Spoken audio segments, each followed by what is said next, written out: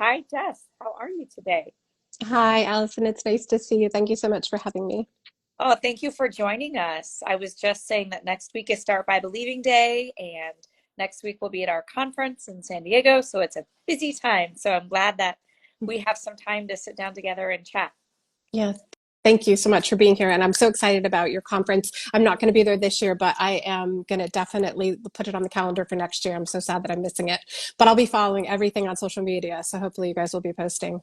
Well, fantastic. Yes. I will be live posting to Instagram and X throughout the conference. So yeah, there'll be a ton of stuff Wonderful. there. Yeah.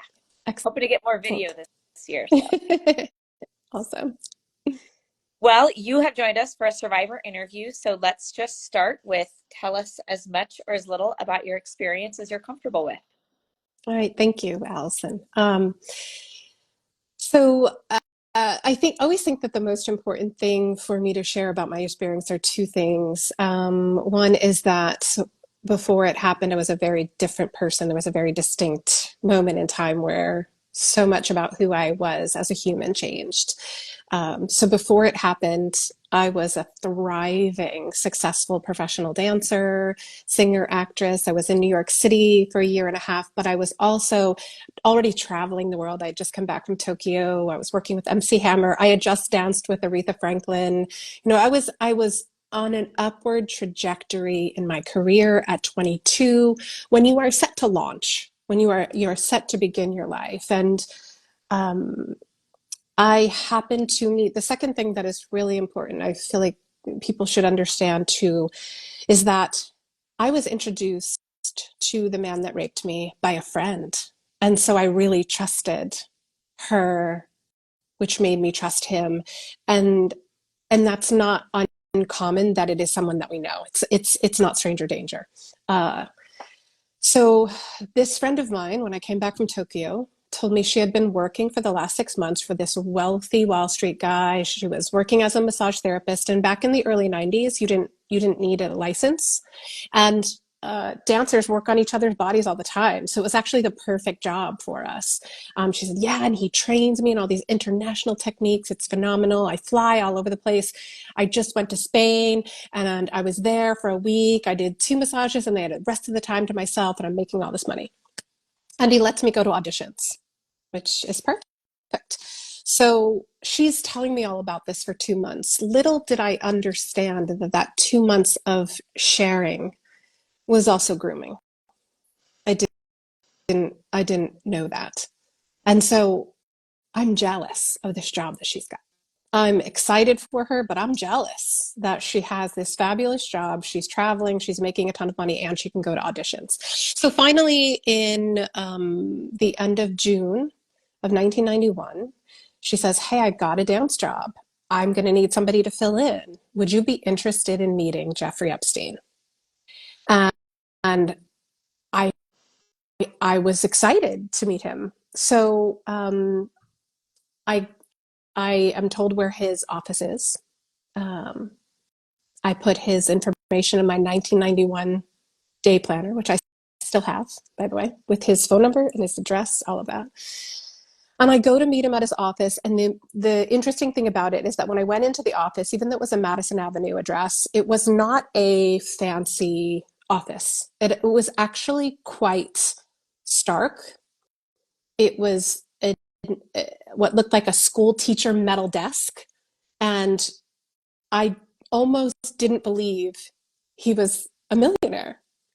And so his assistant brings me into his office and he's very stoic, and is like, "Well, Christine's really trained for a long time and she's really good. It's really hard for me to lose her. And, do you know this about the body? Do you know this?" And here I'm thinking I know so much about the body. And he's almost doing the old sales technique of the takeaway, where he is not not actively believing that I could do this job. And so he's like, "Well, I don't really know if you could do this or not. So I think you're going to have to study." So he has me come around to the back of his school teacher looking desk, opens up the drawer, and in it is a drawer full of the book of massage.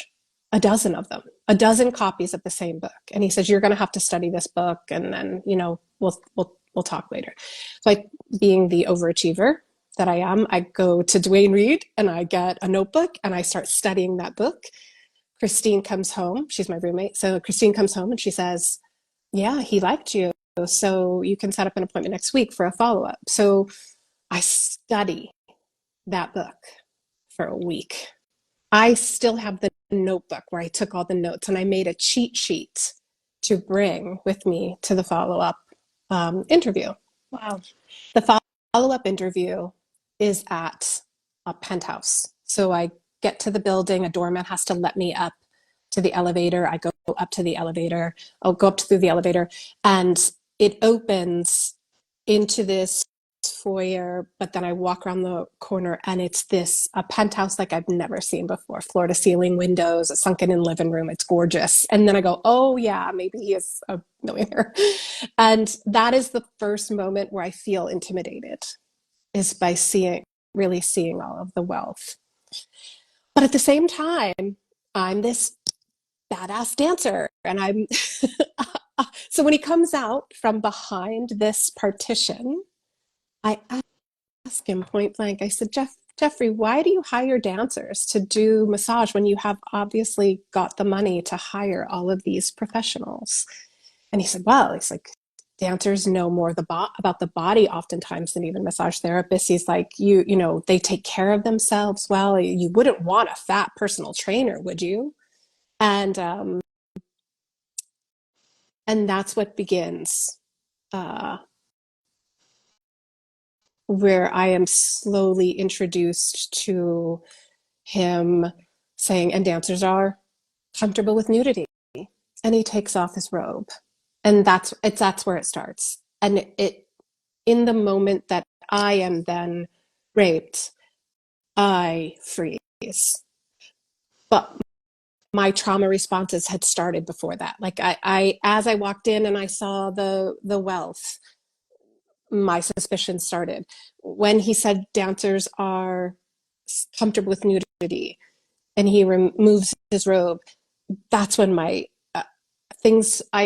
my body started to feel uncomfortable. I knew it. I could feel it then, but I was already starting to shut down. Like before we even realize that, our trauma responses start to activate, and we start to freeze, fawn, fight, flee. And thank you for your patience. Take all the time you need. So after, and I like to explain this one part because it is, I think it is not uncommon. There was a point where he was being very nice, and there was a point where his attitude changed and he got angry at me. And that is when I full on froze. And that is when I was raped. And that is when I blamed myself. Wait, why can't you move? Why aren't you kicking? Why aren't you screaming? Why aren't you running out of this room right now? And because it was 1991 and the laws were the way that they were, you know, rape was defined by how much you resisted. Um, After it was over, I don't even remember how long it took me to get dressed and leave. I got on the subway going the wrong way. I was so disoriented.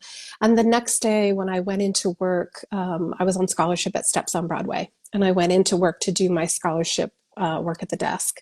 And my friend was there, and she says, "Hey, how are you doing? How did it go yesterday?" Because she knew I was going for a follow-up for this job.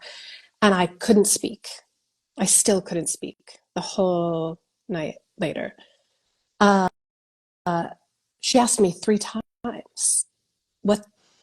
How are you doing? Are you okay?" And when she looked at me the third time and I didn't respond, she grabbed me by the hand and pulled me into the office, where I burst into tears. And I told her just a fraction of what happened, because I couldn't even tell her the whole thing. And she still looked at me and said, "Jessica, we have to go to the police." And all I could think of was that, who is going to believe me? A 22-year-old dancer next to this wealthy Wall Street guy that has a plane. No one's going to believe me. I didn't fight. I didn't run out of there. The same doorman that saw me walk up saw me walk out. And so I just that moment in time, I turned it all in on myself. And I believe, oh, I must be so stupid. I must be so stupid that I can't even trust myself to take care of myself. And when a thought like that happens to you at 22 years old, where you're just about to launch into the world, for me, it was devastating. It completely devastated my sense of confidence in a really difficult uh, industry.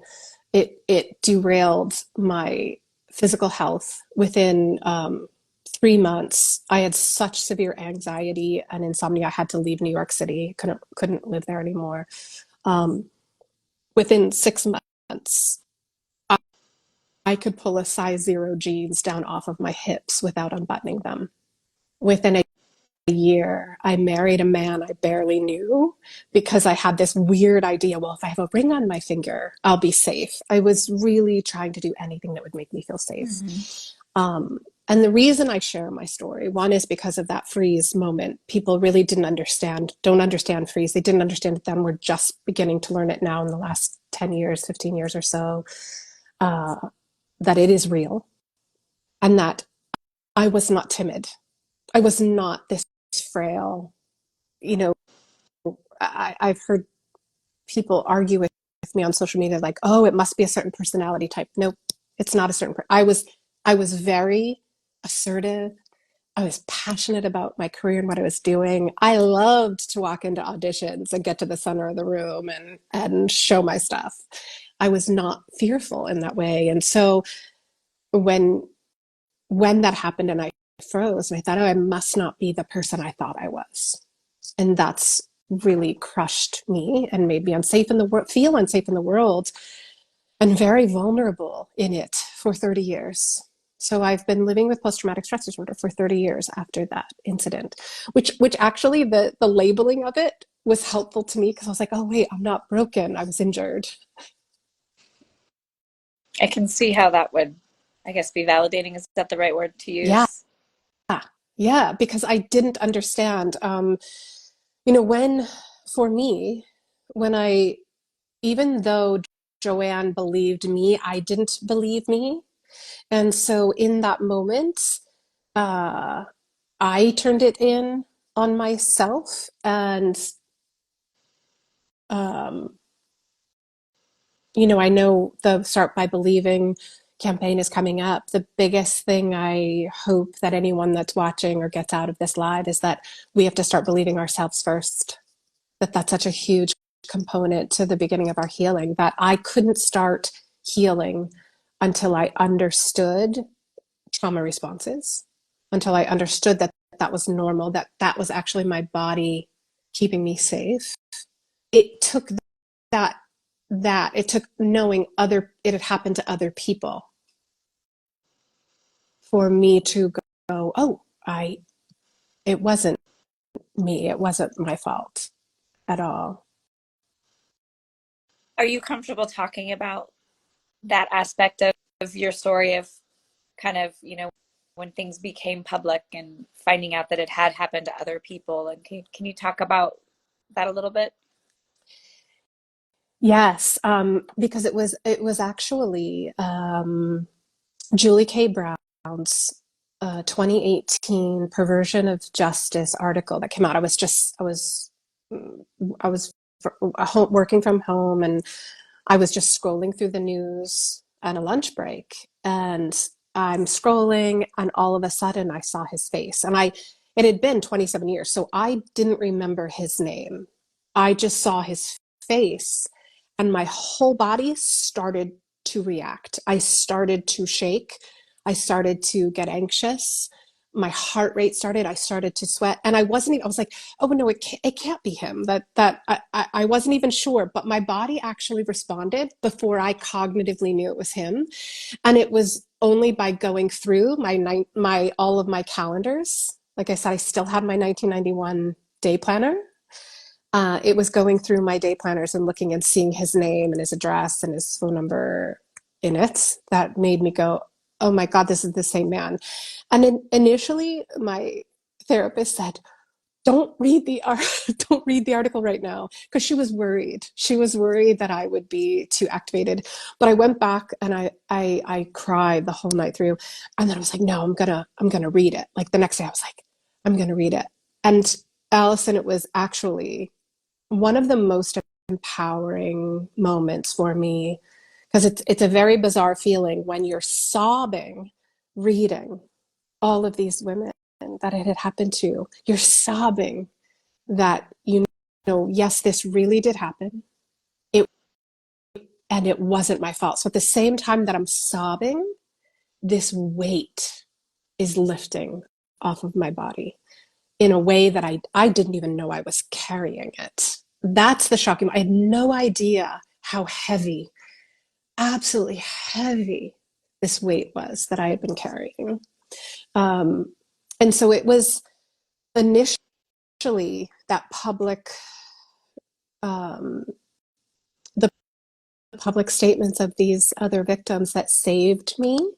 And I always credit them to saving my life, because it was only then that I was able to start to get healing, to believe that I deserved to heal, and was comfortable sharing with my therapist, because I had not shared with my therapist. I had not shared with anyone in all of those years. And so, because I was able to share with my therapist, I was able to start that healing journey. However, I told a very dear friend who happened to be a private investigator, and I sent her the article, and I said, this man raped me in 1991.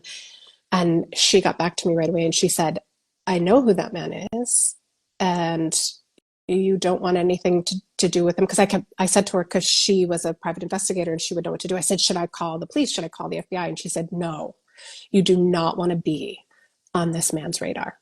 And at that time, it was the early 20, late 2018, 2019, hadn't been arrested yet. And she thought he's never going to be arrested again, because that would be double jeopardy. She did not imagine that any of this would ever find justice. So when he was actually arrested in July of 2019, I happened to be at her house with a bunch of friends. We were watching a movie right when it was breaking news and he was being arrested on TV. And it was like a movie moment, because I looked over to her and she looks up at me and she goes, now you can talk. And that whole summer of 2019, he was on the news every day. And that was debilitating. I wasn't able to deal with it right away. It took until actually after he was when he was dead in prison and the FBI was still asking for us to come forward in September, that I finally did. It took a while. Even after all of that, it still took a while for me to come forward to the FBI and say something. What makes it really difficult, seeing his name and his face in the news all the time, is the lack of survivor voices around what's happening. It's everyone's hot take. It's everyone putting words into survivors' mouths, or intentions into survivors' mouths that they never said or never meant. So that's the hard part, is, even with the recent revelations of the court documents that are unredacted, that went on for a week or two, not a single survivor voice was in there. And I learned from another advocate, there were actually young people on TikTok creating websites where you could bet on what name was going to be revealed that day. So people were making money off of the names revealed, again, with no survivor input or how this might feel to a survivor. So it's disappointing. Um, I, I have so many questions bubbling in my head, but I think the one that I want to go back to is when you started sharing, you said your friend and grooming. And I think I heard you say that she was your roommate. Yeah. We had known each other for a year and a half. I trusted her. And she adored Jeffrey. She glowed about Jeffrey. So the trust it wasn't some strange person I met at dance class that I never met before that asked me to go meet this stranger. This was someone that I lived with for a year. I did my first dance job on a cruise ship for 6 months. Of course I trusted her. Wow. Have you had any contact with her 30, That's a good question. 30 years? So when it happened, I never imagined. So as it works out in like New York City, when you're dancers, people are going in and out of apartments all the time. So by the time I left, I actually had a modeling job in Tokyo. 2 weeks later, that's when I was supposed to come back from that job, where I was like, I can't go back to New York, and I just didn't go back. So we never ended up in the apartment at the same time. Okay. Um, but I also didn't think it happened to her. I thought there's no way that she had gone through this and she would have brought me there.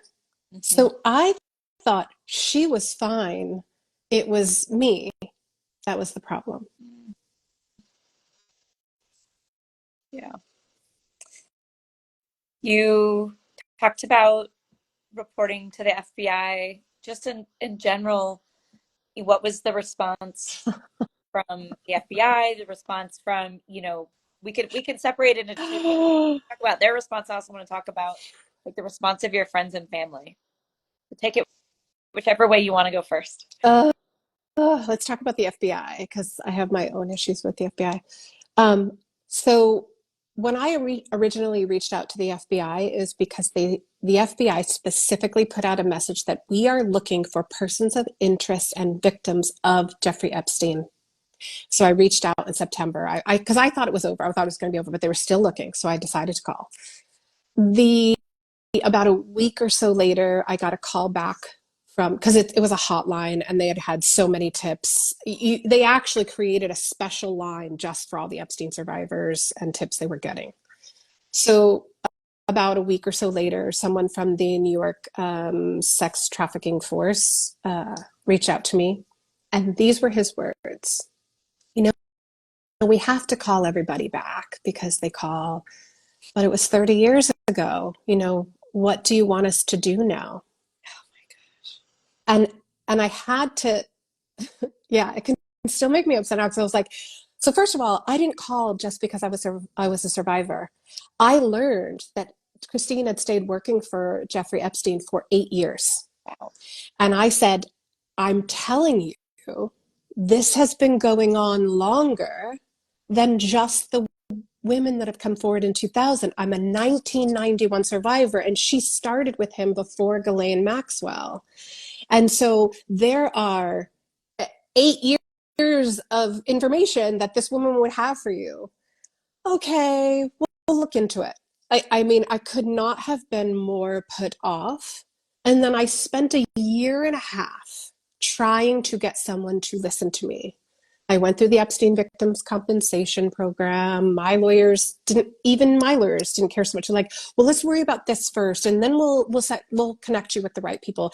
They connected me to Southern District of New York. I kept calling Southern District of New York because now Ghislaine Maxwell was arrested.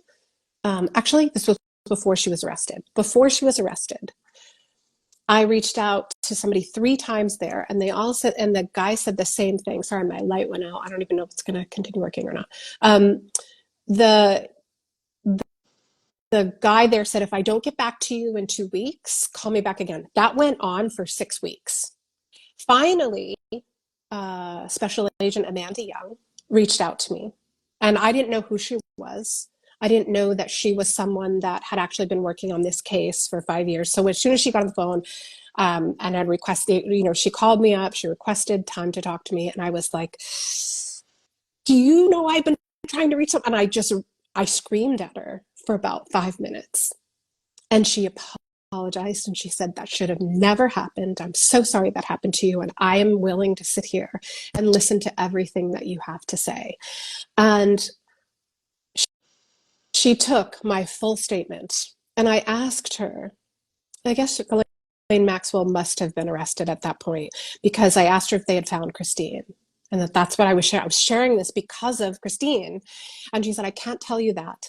But what I can tell you is that your victim statement is going to be used in the prosecution's case against Ghislaine Maxwell. And I have to tell you that in advance. We are going to redact anything that will let their defense team know where you are, because I don't know if you remember, but the Ghislaine Maxwell defense team was trying to get all the survivors and victims' names released to the public before the trial. Mm-hmm. And so they let me know they will redact everything, and they will not hand off impact statements until the very last minute to the defense team. And so I said, okay, great. And then I never heard anything ever again. And my impact statement was not used in the case against Ghislaine Maxwell. At one point, with the way the prosecution's case had run, they were closing after 2 weeks. I was petrified that she was going to get off. Petrified. It was awful. And luckily, she did not. Yeah. Wow. Wow. What about the responses of your loved ones, friends, family members? I've had some amazing responses. And I have had heartfelt, caring, loving messages to family members who have never spoken to me again. Mm. And have said, I'm so sorry that you carried the weight of that all this time. But I don't even fault them. I think people don't know what to do, and they don't know what to say. And I know in the questions we talked about, where this has led me is what I'm actually creating is so that people know what to do when someone says me too to them, because we don't treat this like an injury. We treat it like a crime, and it's an injury first. So let's skip what healing looked like and go directly to the work that you're doing, because you kind of led us right there. Thank you. So one of the things that I recognized was that this injury was so invisible that even when I told family and friends, they only the closest people that saw my meltdowns, that saw when I would have incapacitating emotions and be stuck in bed, or the people that saw me, like roommates that saw me sleeping all the time, saw how frail I was. Otherwise, I appeared like this vivacious, successful woman, even after I left New York. So the fact that it is an invisible injury means that how people are dealing with it, meaning police, lawyers, everyone. I even had an attorney that works with sexual assault survivors, and the very first ones that I worked with, and even they were not trauma informed. They had no awareness of how to work with me safely. Mm-hmm. So what my team and I have created, I have a wonderful team of trauma experts.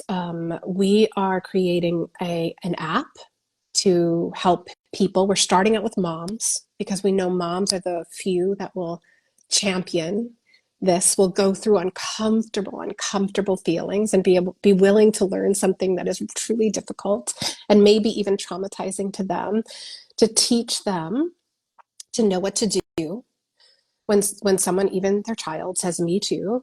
And we're doing that with sexual assault first aid skills that teach pre-planned safety protocols.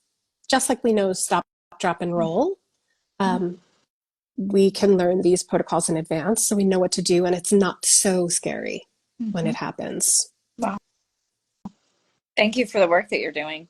Thank you very, very much. Thank you for having me. I'm so excited. I'm very enamored with your organization, and I'm so excited that so many people know about you and what you're doing. And please let me know any way that I can support the Start by Believing campaign.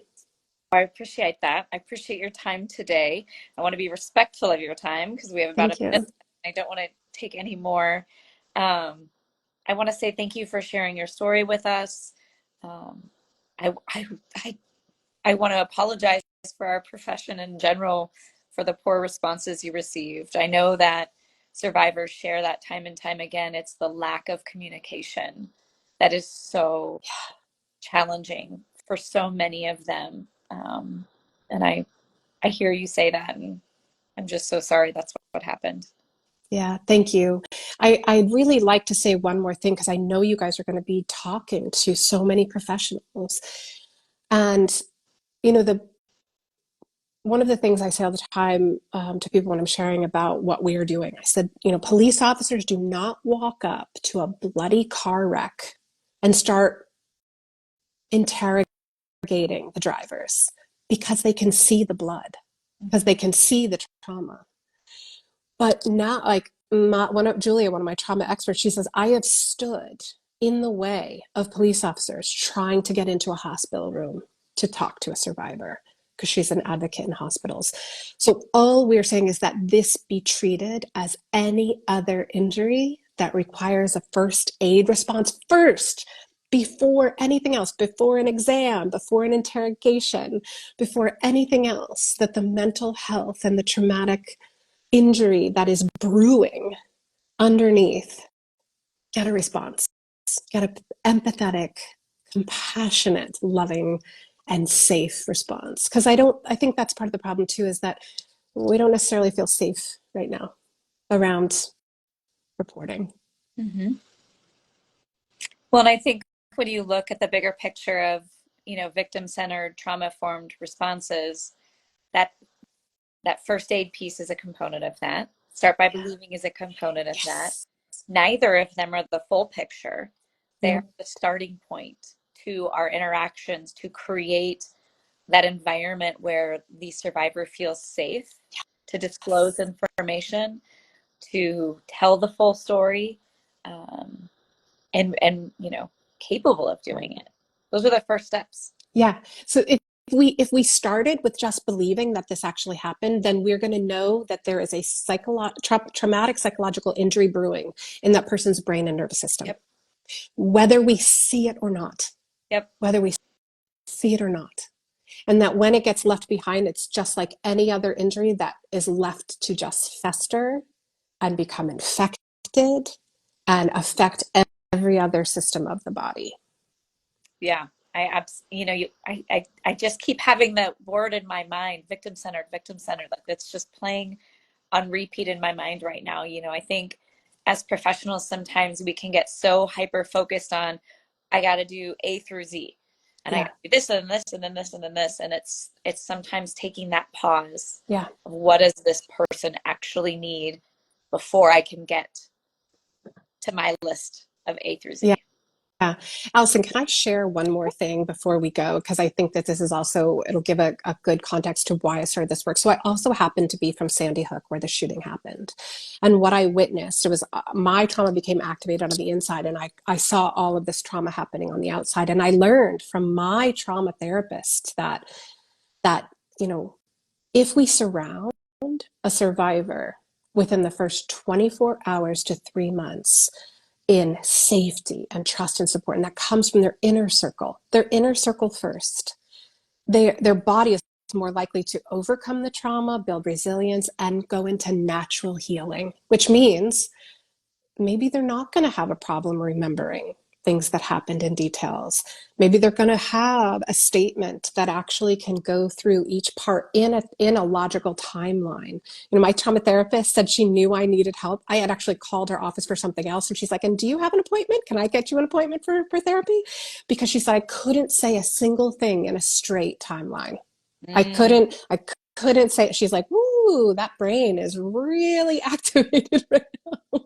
And instead of that being an indicator that something didn't happen, that's actually an indicator of severe trauma. yeah. Severe trauma.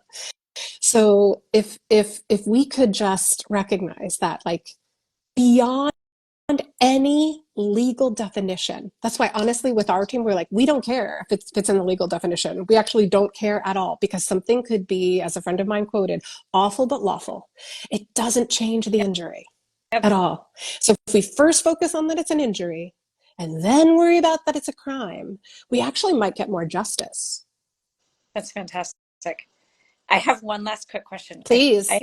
It's I'm so happy to be here, I so just I'm fine. have to I'm know, have you returned to dancing? oh, yes, the greatest questions, Allison. So this is going to be a hard one to answer.